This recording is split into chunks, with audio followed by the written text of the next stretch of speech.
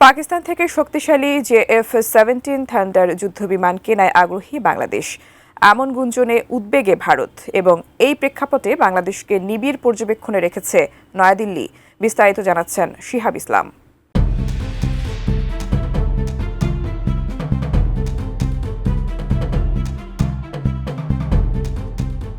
জন্মলগ্ন থেকেই কট্টর বৈরিতায় আবদ্ধ ভারত পাকিস্তানের সম্পর্ক।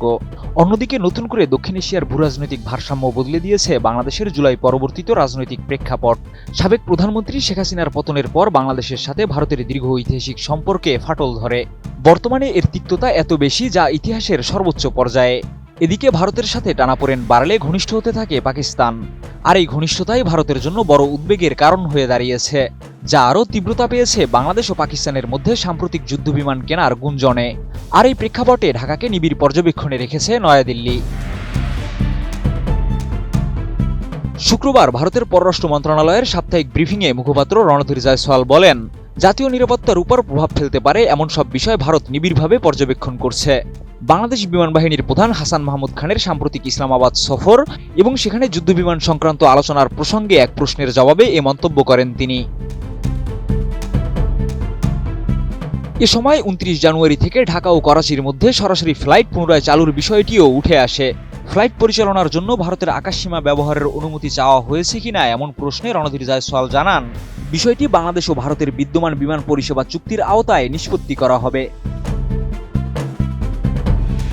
প্রাণ সসের মাখামাখি টেস্ট বার্গারকে করে তোলে আরো ইয়ামি আরো জোস। প্রাণ সস, সসের বস। এছাড়া সংবাদ সম্মেলনে বাংলাদেশের সংখ্যালঘুদের উপর সহিংসতার বিষয়ে উদ্বেগ প্রকাশ করে ভারত। রণধীর জয়সওয়াল বলেন, উগ্রবাদীদের মাধ্যমে সংখ্যালঘুদের ঘরবাড়ি ও ব্যবসা প্রতিষ্ঠানে হামলার একটি উদ্বেগজনক প্রবণতা লক্ষ্য করা যাচ্ছে, যা দ্রুত ও কঠোরভাবে মোকাবিলা করা প্রয়োজন।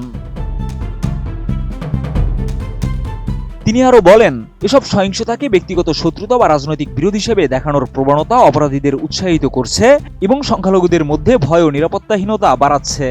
এছাড়া বাংলাদেশ ও মিয়ানমারের জাতীয় নির্বাচন প্রসঙ্গে ভারতের অবস্থান তুলে ধরে জয়সওয়াল বলেন, ভারত বরাবরের মতোই অংশগ্রহণমূলক ও অন্তর্ভুক্তিমূলক নির্বাচনের পক্ষে। এসব নির্বাচনই একটি বিশ্বাসযোগ্য জনমত ও গণতান্ত্রিক ম্যান্ডেট প্রতিষ্ঠা করতে পারে বলে মন্তব্য করেন তিনি। শিহাব ইসলাম, ATN নিউজ।